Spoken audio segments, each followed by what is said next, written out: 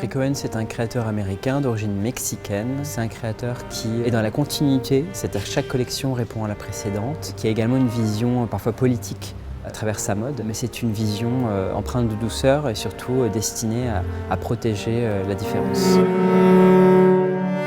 Temple of Love, c'est un titre qui a émergé dans la tête de Rick Owens lui-même pour caractériser le Palais Galliera. Dans le parcours de l'exposition, on peut sentir cette constance à travers les deux salles. Une première salle consacrée à Hollywood et donc à ses premières silhouettes, ses premières inspirations.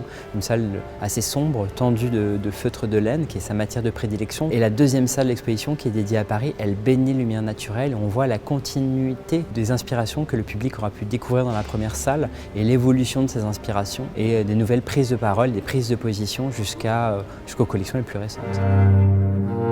La silhouette de Rick Owens qui émerge dans les années 90 à Hollywood et qui reste assez peu changée aujourd'hui, c'est une silhouette conçue par le patronage directement. C'est-à-dire que ce n'est pas un créateur qui va passer par le dessin, il va directement draper le modèle. Le classicisme, il pourrait peut-être s'expliquer dans le goût qu'il a pour les années 30, la mode des années 30 qui étire la silhouette. C'est un vêtement sculptural et surtout sur la partie haute du corps.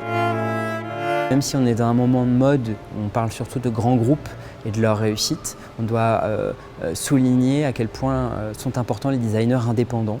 Mais ça veut dire à quel point c'est un schéma marginal qui s'est transformé en success story et qu'avant tout, il est basé sur une technique très précise et une grande rigueur de travail.